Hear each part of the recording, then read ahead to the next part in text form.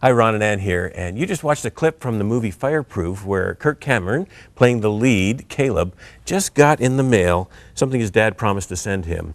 And basically, it's this, the Love Dare book.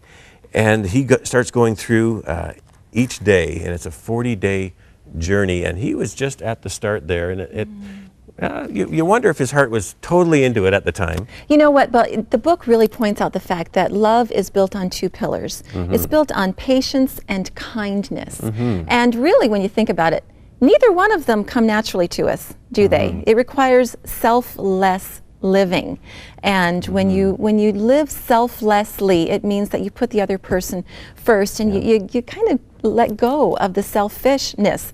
And it's not always easy to do, especially when you're just getting into marriage or just beginning to live together. I know when we were first married, we got into this really heated argument, and honestly, I don't even remember what it was about.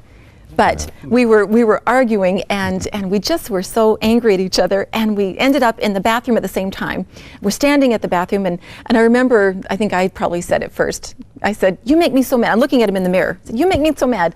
And then you looked in the mirror and said, "You make me so mad." And we're just staring at each other. And then all of a sudden, it just hit us how silly we were being. And we broke out laughing. And we started laughing. And that really broke the ice, because we thought, once you realize how selfish and impatient you're being with your spouse, it's just ridiculous. And that's when you kind of have to make the connection that, you know what, this isn't love. Love is selfless living, not selfish. Which kind of goes against human nature. You know, we're born from the time we're very little. We think the world all revolves around us, and it's my toy, it's mine. And marriage kind of gives you a whole different perspective. It's you're all of a sudden joined with someone else. You become one flesh, the Bible talks about.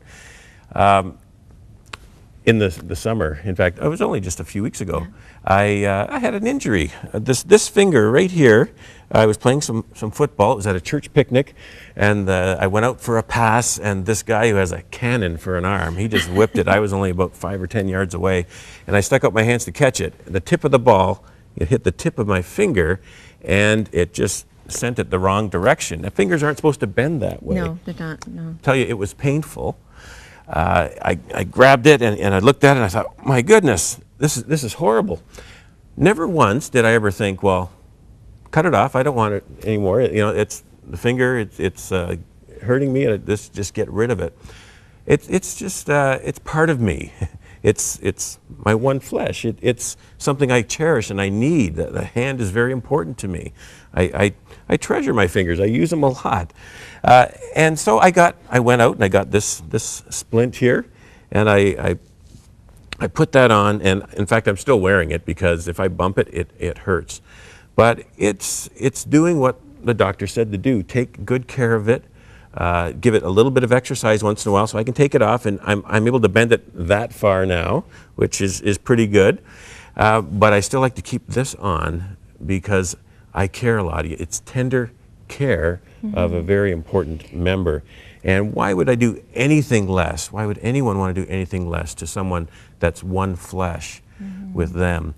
And so I'm glad that at the beginning of the movie that Kirk Cameron took up the challenge. His dad said, do this, 40 days, just do it, even as a favor for me. And he said, all right, I'll do it.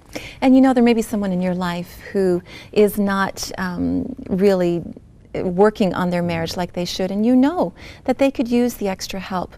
We will encourage you to maybe get this book for them. They need some guidelines. They need a practical resource to just help them step by step work through what they need to do to fix their marriage, to set aside their marriage like Ron did with his finger so that it can heal properly. And so we would love for you to get a copy of this book for your home, for your marriage, or someone you love, you know, that really could use the help. In a moment, you'll find out how you can get a copy of The Love Dare. So go ahead, take the dare, dare to love.